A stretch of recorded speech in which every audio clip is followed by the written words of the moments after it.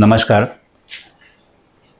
गेले 15-20 दिवसापासून अनेक विषयावरती विश्लेषण करण्याची गरज होती. अकोला तालुक्यामध्ये विकास कामांची घोडदौड सुरू असताना गेल्या 1 महिन्यापासून विकास कामांमध्ये संत गतीने विकास कामं सुरू आहे. ज्यावेळेस महायुती सरकार स्थापन झालं त्यावेळेस राज्य शासनाच्या माध्यमातून आदिवासी उपाययोजनेच्या माध्यमातून अनेक विकास कामं मंजूर झाली. त्याच्यामध्ये जी काही विकास कामं मंजूर झाली ती माजी खासदार सदाशिव लोखंडे साहेब आणि तेव्हाचे आमदार आणि आत्ताचे पण तत्कालीन आमदार ह्या दोघांच्या माध्यमातून जी काही विकास कामं मंजूर झाली ह्या सगळ्या दोन्ही लिस्ट वेगवेगळ्या होत्या. ही सगळी कामं मंजूर झाली त्यावेळेस अनेक श्रेय घेण्याचा प्रयत्न झाला. त्यावेळेस ती कामं आम्ही सांगत होतो की ती कामं ही खासदार लोखंडे साहेबांच्या माध्यमातून मुख्यमंत्री आदरणीय एकनाथजी शिंदे साहेबांच्या माध्यमातून मंजूर होऊन आलेली. आता राज्याचे उपमुख्यमंत्री आदरणीय एकनाथ शिंदे साहेब आणि मुख्यमंत्री देवेंद्रजी फडणवीस साहेब ह्यांनी जी काय कामं मंजूर करून दिली त्यावेळेसची गेल्या फेब्रुवारीमध्ये आणि मार्चमध्ये शेवटी राज्याची परिस्थिती आपण बघतोय की राज्यामध्ये लाडकी बहीण योजनेमुळे बऱ्याच विकास कामांना निधी नाही आणि म्हणून एक मंत्रिमंडळाची एक बैठक झाली. तिथे प्रत्येक विभागाला नियोजन करण्यास सांगितलं. आदिवासी विभागाने नियोजन केलं आणि प्रत्येक मतदारसंघासाठी त्या आमदारांना सांगितलं का तुम्ही एक ठराविक रक्कम तुमच्या प्रत्येक मतदारसंघामध्ये आम्ही अलॉट करून देतो. तर अकोले मतदारसंघासाठी 13 कोटी रुपये त्यांनी निधी वितरित करण्यासाठी सांगितला. मग त्याच्यामध्ये त्यांनी मंजूर करून आणलेली कामं होती, खासदार लोखंडे साहेबांनी मंजूर करून आणलेली कामं होती. परंतु आपण ते शासन निर्णय मी आपल्याकडे देईल, आपल्या सगळ्या पत्रकार बंधूंना देईल की 31 मार्च 2025ला जो शासन निर्णय आला साहजिक आपल्या मतदारसंघामधून सगळ्या रस्त्यांना समप्रमाणात निधीची मागणी संबंधित लोकप्रतिनिधींनी देणं आवश्यक होतं. परंतु त्यांनी जी मंजूर करून आणलेली कामं त्याच कामांना किंवा त्यांच्या फेवरमधल्याच लोकांना ती निधी दिला आणि बाकीच्या जी मग ring road Samrat Bhandardara ring road असेल, आढाळा विभागातली प्रमुख रस्ते असतील, मग म्हैसवळण ते समशेरपूर असेल, चिचखांड ते मुथाळणे असेल, चिचखांड ते पागेरवाडी असेल, इतर तिरडा असेल, ह्या सगळ्या विभागामध्ये खासदार लोखंडे साहेबांच्या माध्यमातून हा निधी आला होता. आमदार महोदयांनी ती यादी न देता हरकत नाही त्यांना 13 कोटी रुपयामध्ये तालुक्याचं नियोजन करण्यासाठी 13 कोटी दिले होते. साहजिक ज्यावेळेस एखाद्या मंत्री महोदयांनी 13 कोटी दिले तर त्या तालुक्याचं नियोजन झालं पाहिजे होतं सगळ्यांना, पण ते झालं गेलं नाही. आम्ही मंत्री महोदयांना त्याच्या अगोदर भेटलो होतो. त्यांनी सांगितलं सगळ्या याद्या आम्ही घेणार आहेत. परंतु त्यांनी पर्टिक्युलर जो काही लोकप्रतिनिधी त्यांनी ती यादी घेतली गेली नाही. साहजिक आपल्याकडे ही सगळा जो काय त्याचा डिटेल आहे तो आम्ही आपल्याकडे देत आहे. मग एका पलीकडे असं सांगायचं की मी सर्वांगीण विकास करणार आणि ठराविक कामांना निधी द्यायचा नाही, अशा पद्धतीनं हे जे चाललंय याच्यावरती बोलण्यासाठी मी आज इथं उपस्थित आहे. दुसरा विषय असा, निधी दिला नाही, निधी नाही आहे शासनाकडं, हरकत नाही. जी काही लोक काम करताय आज जी कामं 30%, 40%, 50% पर्यंत पूर्णत्वात आलेली मार्चपर्यंत, तरी पण ती कामं करतात. परंतु हे काम करत असताना कार्यकारी अभियंता, लोकप्रतिनिधी यांनी परत आढावे घ्यायचे. त्यांना माहिती असताना सुद्धा ज्या लोकांना पैसे आलेले नाही त्या लोकांना प्रेशराईज करायचं, त्यांना तुमची तक्रार करू, तुम्हाला वेगवेगळ्या पद्धतीने तुमच्या चौकशा लावू, तुम्ही आमच्या गोटामध्ये सामील व्हा किंवा तुम्हाला पैसे जर लागत असतील तर तुम्ही आमच्याकडेच या. म्हणजे अशा पद्धतीने युतीमध्ये सरकारमध्ये असताना एखादा लोकप्रतिनिधी इथे शिवसेनेच्या लोकांना, भाजपच्या लोकांना, एखादा राष्ट्रवादीचा आमदार जर त्रास देत असेल तर मला वाटतं अकोला तालुक्यामध्ये ह्या गोष्टी खपून घेतल्या जाणार नाही. तुम्ही राजकारण एका बाजूला ठेवा आणि तुम्ही कोणाच्या व्यवसायाशी जर येत असेल, कोणाच्या व्यवसायाला धरून जर त्रास द्यायचं काम करत असेल तर मला वाटतं अकोला तालुक्यातली जनता सुज्ञ आहे अकोला तालुक्यामध्ये अशा प्रकारचं राजकारण कुणी जर करत असेल तर त्याला वेळीच जाब विचारला जाईल मला वाटतंय. आपल्याकडे जी लोक, त्यांच्याकडे जी लोक काम करताय, आता ह्या मार्चमध्ये त्यांनी ज्या लोकांना पैसे देण्याचं सूचित केलं त्या लोकांची विकास कामं पूर्ण झालेली पण नव्हती, त्यांची बिलं पण नव्हती, तरी त्यांना 13 कोटी रुपये त्यांना देण्यात आली.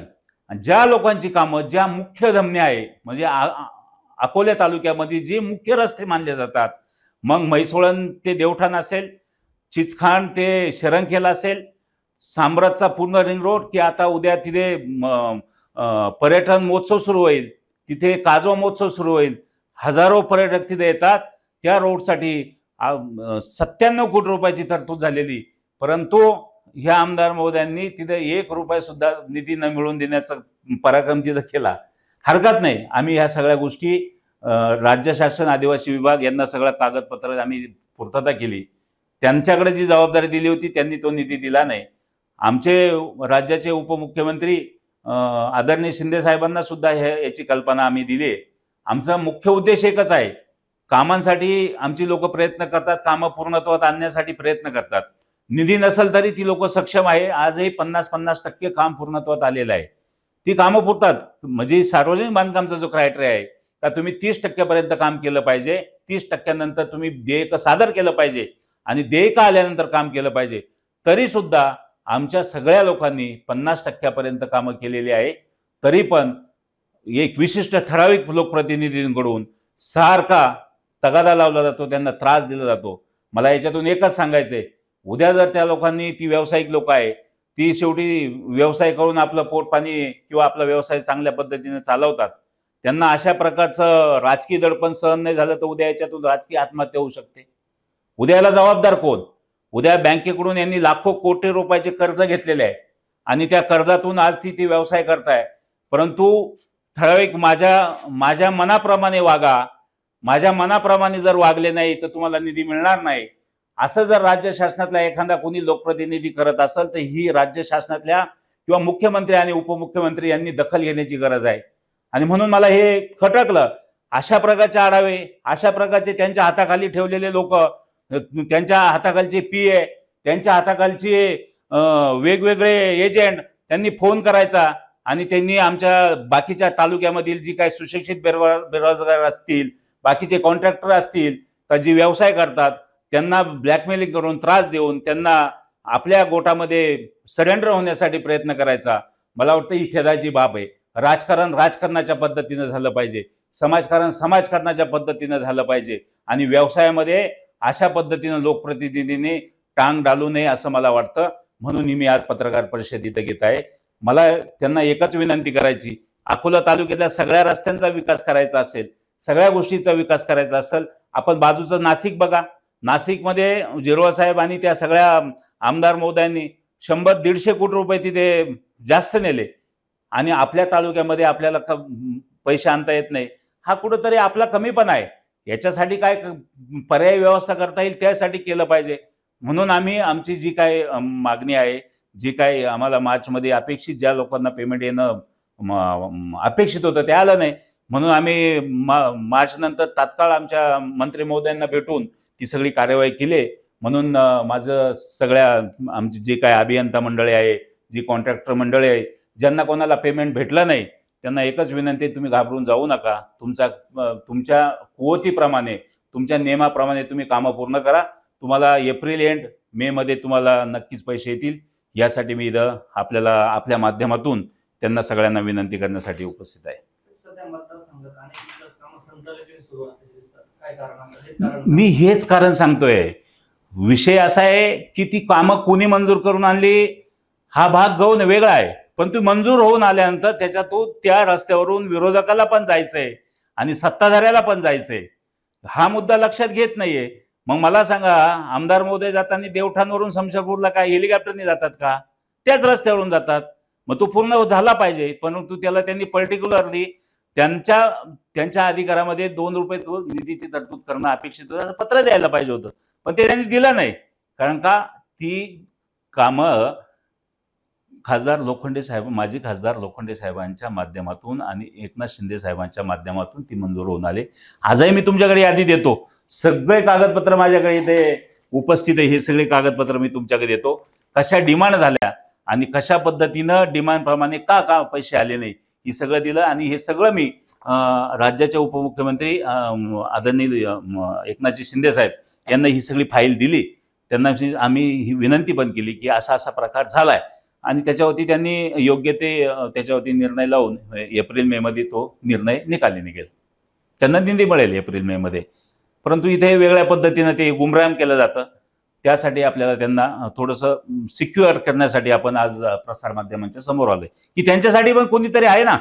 भले आम्ही जो काही विरोधी आमदाराच्या विरोधात कोणी लढला असेल त्यांनी हे प्रश्न उपस्थित करायला पाहिजे, त्यांनी त्यांना आधार द्यायला पाहिजे. परंतु ते होत नाही. कारण आज आपल्याला एक विरोधक म्हणून त्यांनी जो काही काम करतोय, लोकप्रतिनिधी चांगलं काम करत असेल तर त्याला शुभेच्छा दिल्या पाहिजे. पण जर एखादं चुकीचं काम होत असेल तर त्याला जाब विचारण्याची भूमिका आपण अकोला तालुक्यामध्ये सगळे सुज्ञ नागरिकांनी ठेवली पाहिजे. म्हणून मला हा जाब विचारायचा त्यांना की असं का केलं तुम्ही. खासदार निधीमधून अकोला शहरामध्ये आणखी काही कामं मंजूर झालेली होती. त्याच्यामध्ये अनेक चौकांचं सुशोभीकरण होतं. त्याच्यामध्ये महत्वाचा जो कारखाना चौक होता, महात्मा फुले चौक आहे, सुशोभीकरण करायचं होतं, त्यासाठी सुद्धा मला वाटतं खासदारांनी निधी दिलेला होता. त्याच्यानंतर तिकडे माळी झापला पण मला वाटतं चौक आहे. अशा अनेक चौकांना पैसे असे दिलेले होते. आता ही कामं होऊ शकली नाही, याचं नेमकं कारण काय. याचे कारण असं आहे की तुम्ही आता मुद्दा मांडला की बाबा ही कामं संदर्भाने चालू आहेत, खासदारांनी जे काम मंजूर करून आणली वगैरे. मग ही शहरातली परिस्थिती काय. कारण ही परिस्थिती माझ्या माहितीनुसार बऱ्याच दिवसापूर्वी पैसे आलेले आहेत आणि त्याच्यावर अद्यापही काही कार्यवाही झालेली दिसत नाही. लोक त्याचा फॉलोअप देत आहेत. विषय असा आहे की जो प्रथम नागरिक, मी म्हणतो अकोला मतदारसंघाचा प्रथम नागरिक हा आमदार, ह्या आमदार महोदयांनी एवढं लक्षात ठेवलं पाहिजे. मला खासदार निधीचे पैसे मिळू दे, मला पालकमंत्री महोदयांनी एक्सेस पैसे देऊ द्या, अनेक मला वेगळ्या कुठून पैसे आणता येतील. पैसे आल्यानंतर त्याचं नियोजन करण्यासाठी त्यांनी त्या वेळोवेळी बैठका घेतल्या पाहिजे. मला समजलेल्या माहितीनुसार महात्मा फुले जो चौक आहे त्याच्यामध्ये काहीतरी वाद आहे. तिथे काही जण म्हणतात तो सुशोभीकरण करायचा, तिथे काही PWDच्या नॉर्म्सप्रमाणे काही बसत नाही, थोडंसं नॉर्म सोडून बसावं लागतं आणि ते करण्याचा प्रयत्न केला तर काही जणांनी PWD तक्रार केल्या गेल्या आणि त्याच्यामुळे ते तात्काळ काढून टाकलं गेलं. इथपर्यंत मला त्याला माहिती आहे. परंतु एखाद्या लोकप्रतिनिधीने एखाद्या चौकाला एखाद्या महात्म्याचं नाव देताना त्यांनी जर एखादा वाद उद्भवत असेल तर त्या वादाला सगळ्या समाजबांधवांना एकत्र बोलून त्याच्यावरती निरसन करण्याची गरज आहे आणि त्याच्यातून तो वाद सोडून ते अशी विकास कामं करावं लागतात. अनेक कामं लोकहिताची झाली पण ती नियमबाह्य होती तरी स्वर्गीय मधुकरराव पिचड साहेबांनी ती कामं बसवली आणि त्याच्या अनेक उदाहरणं मी तुम्हाला या तालुक्यात देऊ शकतो का ती कामं झाली. तिथून मग आता का होत नाहीये याचं कारण असं की आपण समन्वय ठेवत नाहीये. आपण एकदा त्या पद्धतीनं चालायला गेलं की तिरक म्हणजे तिरक, अशा पद्धतीनं कोण होणार नाही. हे झालं महात्मा फुले चौकाचं. इतर ठिकाणांचं काय झालं. इतर ठिकाणी बी त्यांनी समन्वय ठेवला पाहिजे ना साहेब. त्यांचं म्हणणं असं आहे की अकोले नगरपंचायतची जी सत्ता आहे तिथे माझ्या ताब्यात नाही, हो तिथं माझा काही विषय नाही म्हणे. बरोबर, हा काय माझ्या अखत्यारीतला प्रश्न येत नाही असं त्यांचं म्हणणं आहे. आम्ही त्यांना प्रश्न विचार म्हटले पैसे आलेले होते, तुम्ही जसं विचारलं तसं निवडणुकीत त्यांना विचार म्हटले असे पैसे आलेले होते थांबवले, तुम्ही काही अडवलेत का काम म्हटलं. ते म्हणे हा माझ्या अखत्यारीतला काही प्रश्न येत नाही म्हणे असं त्यांनी. मला मिळालेल्या माहितीनुसार जी पैसे नगरपंचायतला किंवा ते आमदारांनी जे समजा एखादं काम मंजूर जर करून आणलं शहरामध्ये तर ते स्पेसिफिक नगरपंचायत ते काम एजन्सी म्हणून देत नाही, तर ते PWDला ते काम देतात. त्यांचं म्हणणं असं आहे. त्याच्यामुळे हे जे काही काम आहे ती नगरपंचायतीकडेची काही संबंध असं मला एक वाटतंय रेणुकर साहेब, मला वाटतं नगरपालिकेत सक्षम यंत्रणा असताना कामं PWD का द्यावी. ती त्यांना नियोजन करण्यासाठी दिली ना तुम्ही कामं. मग त्याच्यात अनेक अडचणी का स्थानिक स्वराज्य संस्थांमध्ये मग नगरपालिका असेल महानगरपालिका असेल तिथं ऑटोनॉमस बॉडी असते. या बॉडीला निर्णय घेता येतो. एखादं काम जर साच्यात बसत नसेल, एखाद्या कामामध्ये जर काही अडचणी येत असेल तर ती बॉडी तात्काळ त्याच्यावरती मीटिंग बोलवते आणि ती नियमित करून किंवा त्याच्या ज्या अडचणी असेल ते ठरावावरती आणते आणि ती सार्वजनिक बांधकामचा त्यांचा जो कोणी अभियंता आहे त्याला जी काही निविदा प्रक्रिया करणे असते किंवा टेक्निकल सँक्शन असते किंवा मोठी रक्कम असेल तर चीफ इंजिनिअरकडे जातं, सुप्रिटेंडिंग इंजिनिअरकडे जातं. तिथपर्यंत जाण्यासाठी जे व्हॅल्युएबल डॉक्युमेंट लागतं त्यासाठी ठराव करावा लागतो. आणि PWD याच्या उलट आहे. PWD का नॉर्म्समध्ये बसत नसेल तर त्यांना डायरेक्ट राज्य शासनाकडे पाठवावं लागतं. त्यांच्याकडे ठराव करता येत नाही त्यांना. म्हणून इथे जी नगरपालिकेमध्ये ज्या अडचणी झाल्या हे एवढ्याच अडचणी आहे. काही कामं ही PWDला एक्झिक्यूट करता येत नाही, त्यांना अडचणी येतात. तेच पैसे जर नगरपालिकेच्या खात्यावर वर्ग केले तर ते नियमात बसून थोड्याशा अडचणी दूर करून ती कामं मला वाटतं 100% पूर्ण होतील. असं एकमेव उदाहरण आहे की नगरपालिकेला देत नाही, बाकी सगळ्या नगरपालिकेला पैसे देतात. पण मग खासदारांनी पैसे तर नगरपालिकेलाच दिले ना मग. ते ते ठराविक 2 वाद मी जे तुम्हाला सांगितलंय. इतर चौकांचं अजून सुशोभीकरण कुठं झालं? पण बऱ्याच चौकांना नाही, चौकांना दिले, हायमॅक्सला पैसे दिले. मॅक्स बसले ते. हो, पण चौकांना पण दिले ना सुशोभीकरण. नाही 2 चौकांनाच पैसे दिले होते सुशोभीकरण करायला. खालचं ते एक चौक आहे ना तो तिकडचा, जेव्हा महाल त्याला पण पैसे दिले ना. नाही दिलेले. त्याला नाही दिले. नाही नाही नाही. साहेब, अनेक ठेकेदारांची छोटी छोटी मोठी काही कामं पूर्ण पण त्यांना नाही दिली नाहीये. ते ठेकेदार आज संभ्रमावस्थेत आहे. ते हेच कारण आहे, कारण ती जी लोक आहे ती आमच्या माध्यमातून जोडलेली गेलेली लोक आहे ती, त्यामुळे त्यांना ती पैसे मिळालेले नाही. परंतु त्यांना एप्रिल मे मध्ये पैसे उपलब्ध होतील असं आम्ही राज्याचे उपमुख्यमंत्री आदरणीय शिंदे साहेबांशी चर्चा करून तो विषय सॉर्ट आउट केलेला आहे. पण त्यांना त्यांच्यावर जाणीवपूर्वक त्यांच्यावरती मार्चमध्ये त्यांच्यावर अन्याय केला गेला, त्यांना पैसे दिले गेले नाही. आणि ज्यांची कामं पूर्ण नव्हती त्यांना पैसे दिले गेले. साहेब, ही कामं आणताना काही वेगळ्या पद्धतीने आणली जातात वरच्या पातळीवरती ठेकेदारांकडून? नाही, आता विषय असा आहे की सत्तेमधले आता सपोज खासदार लोखंडे साहेब सत्तेमध्ये होते त्यावेळेस त्यांना इथं लोकसभा लढवायची होती किंवा लोकप्रतिनिधी म्हणून त्यांना शिंदे साहेबांच्या जवळचे म्हणून त्यांना विकास कामं त्यांना मंजूर करून दिली होती. काही स्थानिक आमदार असेल तर त्यांना पण त्यांच्या कोट्यातून त्यांना पण तो निधी दिला जातो. अशा वेगवेगळ्या माध्यमातून मग ज्याच्या माध्यमातून आले तो त्याचं क्रेडिट घेत असतो, श्रेय लाटत असतो. साहजिक आहे ना, ते तेवढं करत असतात. परंतु ती कामं मंजूर होऊन आल्यानंतर ती पूर्ण करून घेतलं तर आपण सुद्धा ह्याच तालुक्याचे लोकप्रतिनिधी आहे. विनाकारण कोणाला तरी त्रास देणं किंवा कोणाला पैसे मिळवून न देणं, आणि म्हणून ह्या दृष्टिकोनातून जर कोणी वागत असेल तर ते प्रसार माध्यमापासून येऊन त्याचं शहानिशा केली पाहिजे. आपण अनेक ठेकेदार आम्हाला पत्रकार म्हणून भेटतात का आम्ही यंत्रणेला पैसे दिले परंतु आता आमचे कामं पूर्ण झाले तरी निधी येत नाही. हा काय प्रकार आहे? यंत्रणा वरती टोल या भानगडी काय असतात? आता त्या विषयावरती मी बोलणार नाही, कारण तो प्रसार माध्यमापुढे बोलण्याचा विषय नाही आहे, किंवा काय यंत्रणा किंवा काय टोल. जर तुम्हाला याचं संयुक्तिक उत्तर पाहिजे असेल तर याच्यामध्ये सगळे लोकप्रतिनिधी लागतील, अकोला तालुक्यातले आमदारही लागतील. त्यांनाही विचारा तुम्ही हा प्रश्न की टोल काय भानगडे किंवा यंत्रणा काय भानगडे. आणि तुम्ही बघताय हे सगळं. मी तर म्हणतो ह्या विकास कामांच्या माध्यमातूनच ही जी लोक आहे मग त्या जर अशा चुकीच्या पद्धती जर वापरत असेल तर मग ते कोणाला वेठीस धरण्यासाठी ही यंत्रणा वापरली नाही पाहिजे. बाकी तुमच्या याच्यावरती मी ते विश्लेषण मी आज ते प्रसार माध्यमापुढं करणं संयुक्तिक नाही.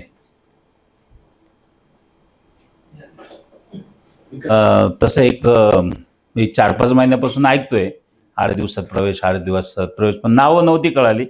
नावं तर मी खूप मोठे मोठे ऐकत होतो. परंतु मला आनंद वाटेल की ज्यावेळेस आदरणीय एकनाथ शिंदे साहेबांनी एक वेगळ्या पद्धतीनं शिवसेनेतून बाहेर पडले आणि राज्याच्या हितासाठी निर्णय घेण्यासाठी भाजपबरोबर गेले, त्यावेळेस ह्या नगर जिल्ह्यामधून आम्ही निवडक खासदार लोखंडे साहेबांच्या बरोबर आम्ही शिवसेनेमध्ये आम्ही गेलो. त्यावेळेस आम्ही काही विचार केला नाही की आमचं काय होईल, काय होणार आहे, शिंदे साहेबांची सत्ता येणार आहे का नाही, शिंदे साहेब सत्तेत राहतील का नाही, शिवसेना फुटेल का नाही. अक्षरशः आम्ही घरून निघून नगरपर्यंत जाईपर्यंत 100 लोक आम्हाला शिव्या देत होते. अकोल्यासुद्धा म्हणजे शिंदे सेनेत कोण आहे, एकटे दराडेचे किंवा त्यांचे 2-4 लोक आहे. परंतु आम्ही एकनिष्ठ त्यांच्याबरोबर आज 2.5 वर्ष आम्हाला आनंद वाटतो की आम्ही 2.5 वर्ष आम्ही एकनिष्ठ शिंदे साहेबांबरोबर राहिलो. आम्हाला अजून असा काही मेसेज आला नाही की आपल्या पक्षामध्ये कोणी प्रवेश करतंय, आपल्या पक्षामध्ये प्रवेश करणार आहे. परंतु मला एकच सांगायचं आहे, आमचा पक्ष वाढत असेल तर आम्ही सगळ्यांना घेऊ.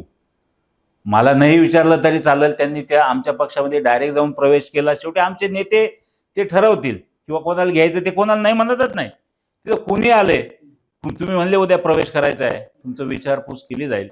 एखादा जबाबदार जिल्हाध्यक्ष असेल, संपर्क प्रमुख असेल, विभाग प्रमुख असेल, त्याला विचारलं जाईल किंवा वेळ ठरवली जाईल आणि तुम्हाला घेतलं जाईल. परंतु ते केल्यानंतर ते शेवटी त्याचा मागचं हिस्ट्री तो कसा होता ती काही एकदाच कळत नाही. चुकीची माहिती सांगून जरी प्रवेश झाला तर ते एकदाच कळत नसतं. त्याला कालांतराने कळतं की हा माणूस कुठं होता, हा माणूस भविष्यात काय करणार आहे. त्याच्यामुळं प्रवेश होते असेल, त्यांचे कोणाचे चांगले लोक येत असतील, काही लोक चांगले नसतील तरी पक्षाबरोबर यायची, त्यांना सुधारायचं असेल, पक्ष त्यांना संधी 100% देईल. त्यांचे प्रवेश होणार असेल तर तुम्ही सांगतायत तर त्यांचं आपण स्वागत करू. मारुतीला सोबत काय त्याला तुम्ही ती सगळं डॉक्युमेंटरी काढा. 2.5 वर्षापूर्वी त्यांना उपसभापती आपण केलं, पण त्यावेळेस मी त्याला सांगितलं होतं तू ये, पण आता शेवटी तो नंतर अजितदादांकडे गेला. त्याच्यानंतर वेगवेगळ्या पक्षामध्ये त्यांनी चाचपणी केली. शेवटी आता तुम्हाला सगळं परिस्थिती माहिती आहे.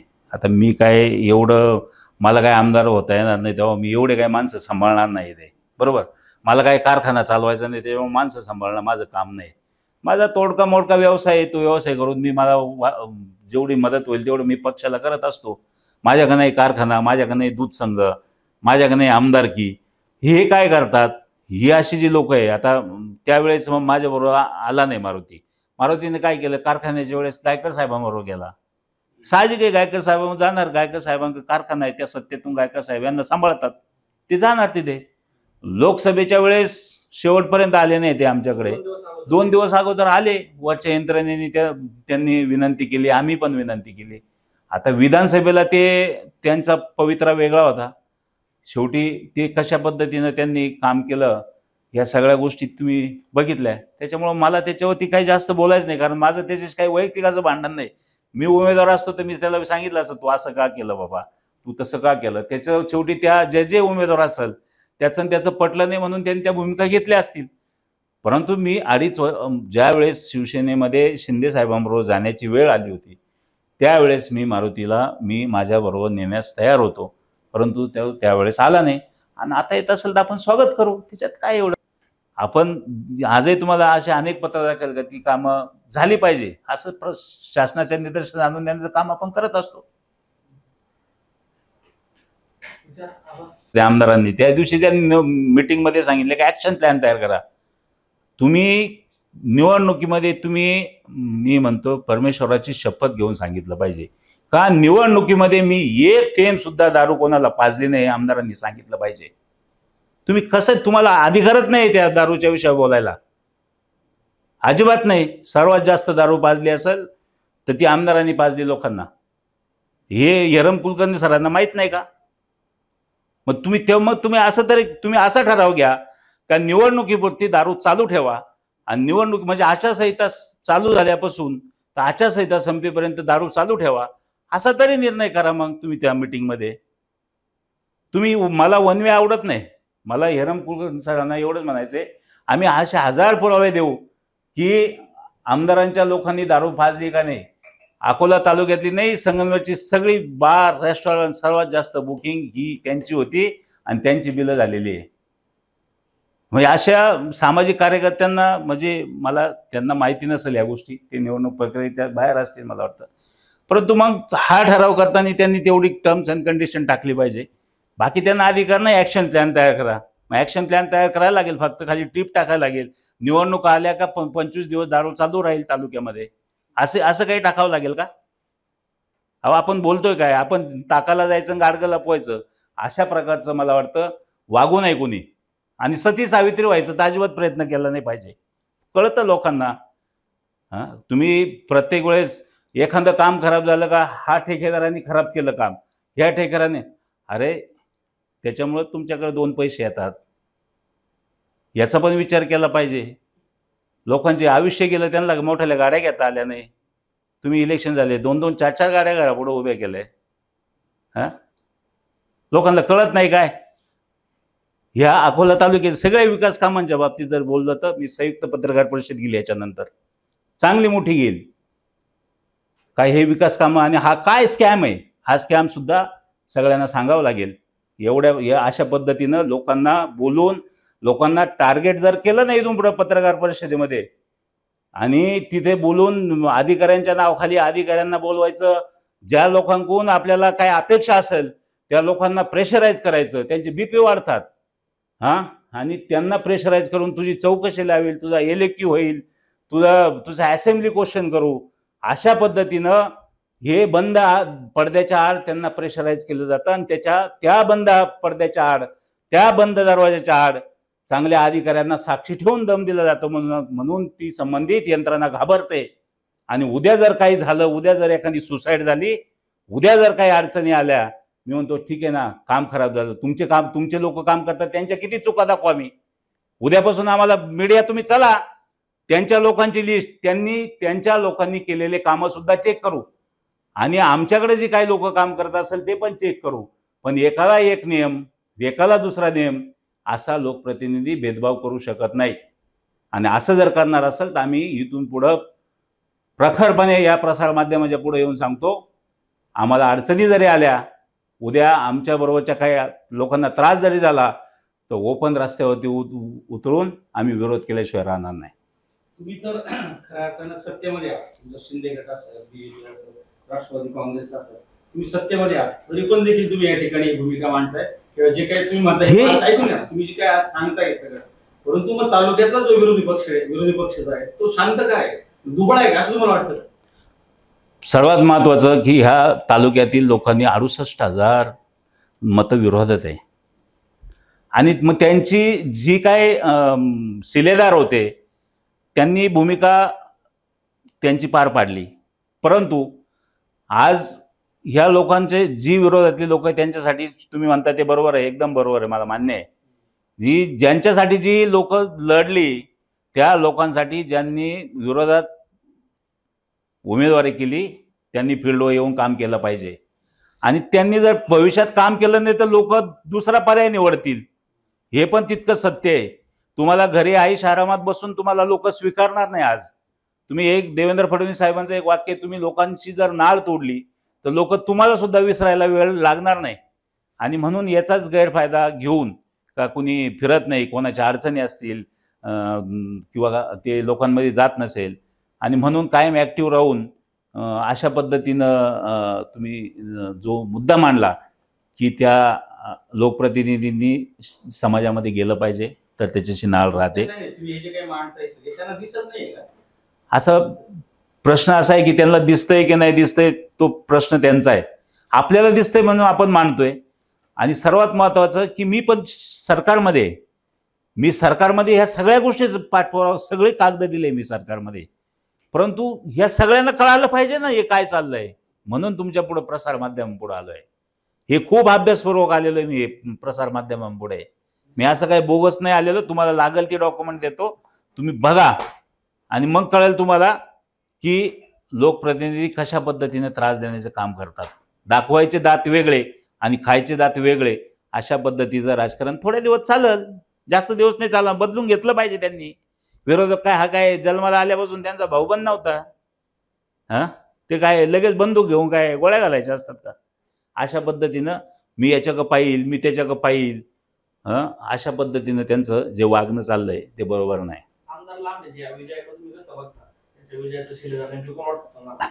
त्यांचा शिलेदारच कोणी नाहीये, त्यांचा शिलेदार एकच आहे. आता तो सांगण्यात काही मजा नाही, फक्त मनी पॉवरमुळे त्यांचा विजय झालेला आहे. आणि तुम्ही बघितलं असेल, जर त्यांचं लोकमत वाढलेलं असतं, मागच्या पंचवार्षिकची आकडेवारी बघा आणि आजच्या पंचवार्षिकची आकडेवारी बघा तुम्ही. त्याच्यामुळे हो 100% बहुरंगी म्हणजे थोडक्यात वैभव ऑफिसर जर उभे नसते तर डॉक्टर लामटे मला वाटतं निवडून आले नसते. बाकी कोणामुळे नाही, तेवढी किरकोळ मतं आहे बाकीची. तुम्ही बघितलं तळपड्यांनी किती मतं घेतली, मारुती मेंगाळनी किती मतं घेतली, म्हणजे अक्षरशः त्यांनी ती काय ज्या पद्धतीनं उमेदवाऱ्या केल्या त्या लोक म्हणतात असं ते संशयास्पद हे जे सगळं तुम्ही आता सांगताय, येणाऱ्या जे काही आता या निवडणुका जेव्हा होतील, जिल्हा परिषद असेल, पंचायत समिती असेल, त्याच्यामध्ये नगरपालिका पुढच्या वर्षी होणार आहे, अशा सगळ्या ज्या निवडणुका आहे, मग तुम्ही डॉक्टर लांब त्यांच्या विरोधच लढणार का किंवा पक्ष म्हणून महायुती म्हणून एकत्र लढणार, काय असणार? आता शेवटी विषय असा आहे, पक्षाचा निर्णय अंतिम असतो. पक्षश्रेष्ठी जो निर्णय घेतील तो अंतिम असतो. त्याच्यानंतर आम्ही आमची तालुका स्तरावरची भूमिका स्पष्ट करू. त्याच्यानंतर पक्ष निर्णय घेईल. आपल्याला योग्य नाही वाटलं तर आपण थांबून घेऊ. पक्षाने सांगितलं की नाही आपल्याला असंच लढायला लागेल, आपण पक्षाला सांगू योग्य पर्याय देऊन आपण लढू. आपल्याला नाही योग्य वाटलं तर आपल्या तत्वात नसेल बसत तर आपण पक्षाला सांगू की सर आपल्या तत्वात थोडंसं हे योग्य नाही होणार अकोला तालुक्यासाठी, तर आपण ती आपली भूमिका त्यावेळेसची मांडू.